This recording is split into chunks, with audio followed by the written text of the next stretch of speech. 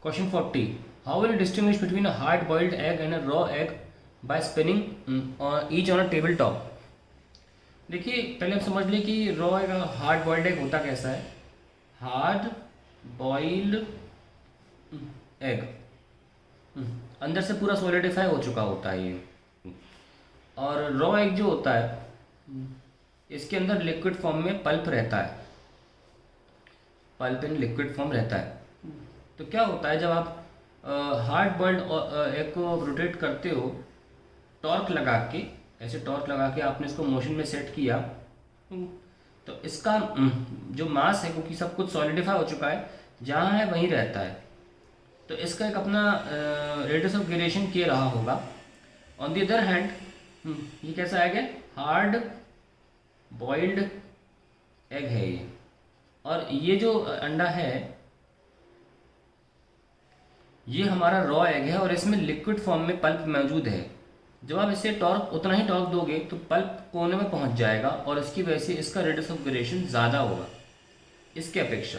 इसका मान लो K1 है और इसका K2 है, तो K2 will be greater than A1, यानी कि इसकी वजह से इसका मोमेंट ऑफ इनर्शिया ज़्यादा होता है I2 ग्रेटर देन I1। ना मोमेंट ऑफ इनर्शिया ज़्यादा होने का मतलब ये होता है कि resistance to bring a change in its present state ज़्यादा होगी। इसकी रेजिस्टेंस इसके प्रेजेंट स्टेट में बदल देने से ज़्यादा होगी और इसकी रेजिस्टेंस कम होगी। यानी कि इसको हम टॉर्क लगाएंगे तो ये मस्त घूम जाएगा और इसको हम टॉर्क लगाएंगे तो क्योंकि इसकी रेजिस्टेंस ज़्यादा है, प्रेजेंट स्टेट को बदलने से के खिलाफ ज़्यादा है ये, तो इसकी जो रेजिस्टेंस है उसकी वजह से ये धीमे घूमेगा। जब हम इसको टॉर्क देंगे तो it will move very fast, it will move rapidly, fast लिख सकते हैं, इट विल मूव फास्ट। और वही टॉर्क हम यहाँ देंगे तो क्या बोलेंगे? It will move slow, it will move slow.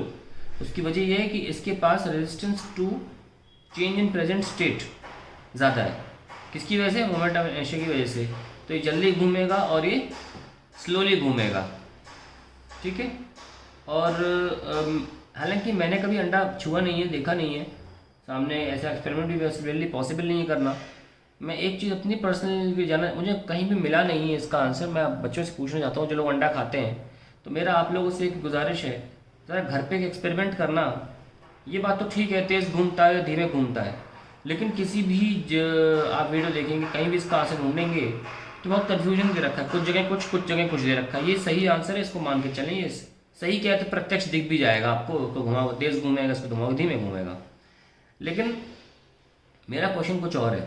मेरा क्वेश्चन आप लोगों से जो अंडा खाते हैं प्लीज़ मुझे करके बताइएगा कि दोनों को सेम टॉर्क दीजिएगा घूमने के लिए, इसमें से रुकेगा पहले कौन, ये ज़रूर पता करिएगा। ध्यान रखें कि अगर ये धीमे घूम रहा है इससे कोई मतलब नहीं कि रुक पहले जाएगा। ये मत सोचिएगा अगर कोई चीज़ धीमे घूम रही जल्दी रुक जाएगी, नहीं, तेज़ घूमने वाली चीज़ भी जल्दी रुक सकती है। तो मेरा आप लोगों से एक्सपेरिमेंट करने की गुजारिश है कि आप प्लीज़ घर में एक्सपेरिमेंट करें, एक रॉ एग और एक हार्ड बॉइल्ड एग और एक रॉ एग को स्पिन करें, कोशिश करना ऑलमोस्ट सेम टॉर्क देने की। और प्लीज़ नोटिस करना कि दोनों का टाइम पीरियड, यानी कि दोनों का रुकने से पहले जो टाइम है किसका ज़्यादा है, ठीक है। अभी मैं कोई कंक्लूजन नहीं दूँगा, मतलब मुझे फिर भी मैं एक अपना आंसर देता हूँ। मुझे ऐसा लगता है कि ये जो अंडा है जो भले ही स्लो घूम रहा है, ये शायद ज़्यादा देर तक घूमेगा। I am not sure about it, ठीक है। सो आप लोग प्लीज़ इसको पता लगाइएगा। सबने ये लिख रखा होता है कि ये ज़्यादा तेज़ घूमेगा, ये धीमे घूमेगा, पर इसकी कोई बात नहीं कर रखी कि ज़्यादा देर तक कौन घूमेगा, ठीक है।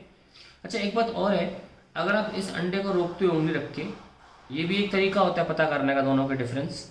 यहाँ तो आप एक्सपेरिमेंट करके मुझे बताना, because I want to know. Anyways, जब आप किसी सख्त अंडे पर यानी कि आप हार्ड बॉइल्ड एग पर उंगली रख के उसे रोकते हो तो वो तुरंत रुक भी जाता है क्योंकि वो as a whole body move कर रहा था।